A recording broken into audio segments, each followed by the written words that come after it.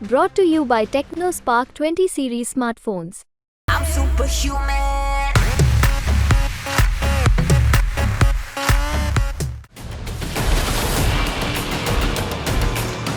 Bharat PoK कब लेगा, यही सबसे बड़ा सवाल है। यह सवाल इसलिए भी इस वक्त बड़ा हो चुका है क्योंकि लगातार पीओके में विद्रोह हो रहे हैं।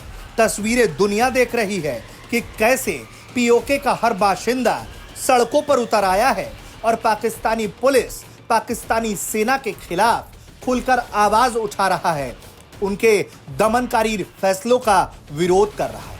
यही सवाल भारत के विदेश मंत्री एस जयशंकर से भी पूछा गया कि आखिर कब पीओके लिया जाएगा। इस सवाल का जवाब जैसे ही विदेश मंत्री एस जयशंकर ने सभा में दिया, उसके बाद तालियां गूंज उठी। लेकिन सबसे बड़ी बात तो यह है कि विदेश मंत्री ने इशारों में बता दिया है कि पीओके लेने की प्रक्रिया क्या होगी।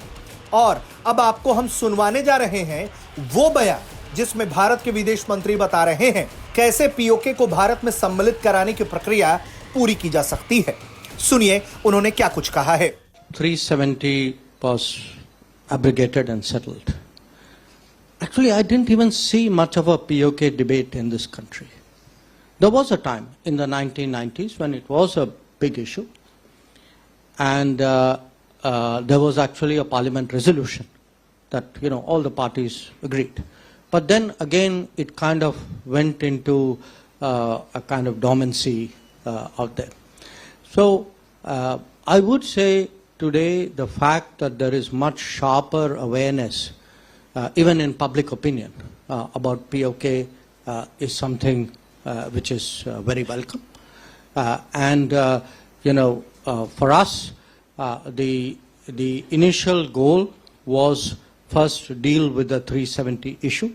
The country has already seen after 5 years how much of a difference there is today in the ground situation in Jammu and Kashmir as a result today of it being fully integrated with this country.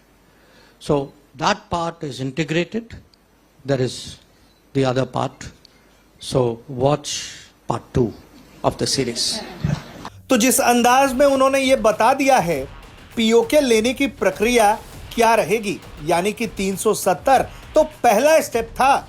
अब दूसरा चरण PoK को भारत में सम्मिलित कराने का। ऐसे में ये काम कब तक होता है इसका इंतजार तो है, लेकिन फिलहाल विदेश मंत्री के इस बयान ने सबकी बेचैनियां बढ़ा दी हैं। ब्यूरो रिपोर्ट, भारत तक।